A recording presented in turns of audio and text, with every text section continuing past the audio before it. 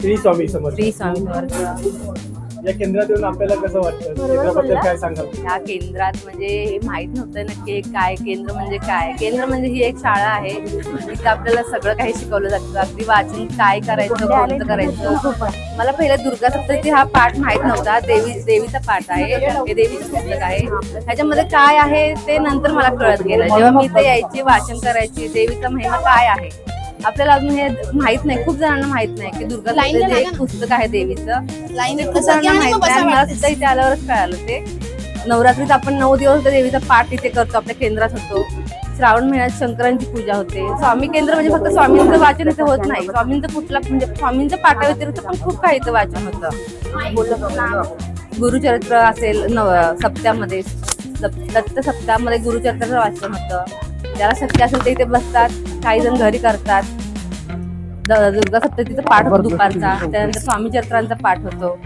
असं विविध प्रकारचं वाचन इथे केलं जातं. कोणतंही फक्त स्वामींचं नाही होत, तर सगळ्या पुस्तकं आपली वाचली जातात. विष्णू संध्याकाळची नित्यसेवा असते, त्याच्यामध्ये विष्णू सहस्त्रनाम असतं, गीताई याग असतो, गीताई वाचन असतं. असं बरंच काही शिकायला मिळतं. ते आपण घरी बसून आपल्याला एवढं कळत नाही की केंद्रात नक्की काय होतं, कोणतं वाचन केलं जातं. इथे 3 टाइम आरती असते, 8 वाजता, 10:30 वाजता सकाळी आणि संध्याकाळी 6:30ला. ज्याला जसं जमतं ते त्याप्रमाणे येतात. सकाळी 8ची वेगळी बॅच असते, 10:30ला वेगळ्या महिला असतात, 6:30ला संध्याकाळच्या वेगळ्या महिला असतात. अशा प्रकारे सगळ्या आपली उपस्थिती लावतात, ज्याला जसा वेळ मिळेल तसा.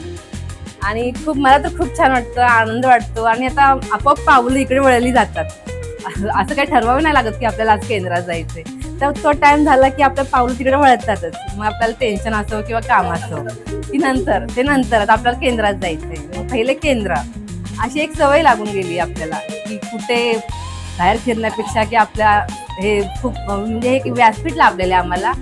आमच्या घराजवळच आहे, कुठे लांब जायची पण गरज नाही. कुठल्या तीर्थक्षेत्राला जाऊन 4 तास लाईन मध्ये उभं राहायचंय, मग तिथे दर्शन घ्यायचे असं पण नाही. तिथे आलं की दर्शन होतं स्वामींचं लगेच.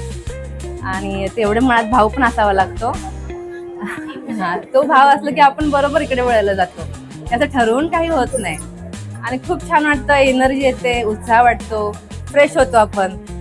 जसं आपल्याला झोप घेतल्यावर आपण दुसऱ्या दिवशी फ्रेश होतो कामासाठी, तसं आपण इथे आलो की फ्रेश होतो आपल्या रोजच्या जीवनासाठी.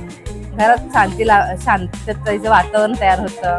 आणि जी आपली एनर्जी असते ती कुठतरी घरात पण सगळ्यांना त्याचा फायदा होत असतो. मुलांना ती पॉझिटिव्ह मिळत असते आपल्या विचारातून. जरी ते करत नसले तरी आपले विचार ऐकत असतात, आपण काय करतोय ते बघत असतात. ते त्याप्रमाणे त्यांचं पण ते आचरण घडत असतं. श्री स्वामी समर्थ.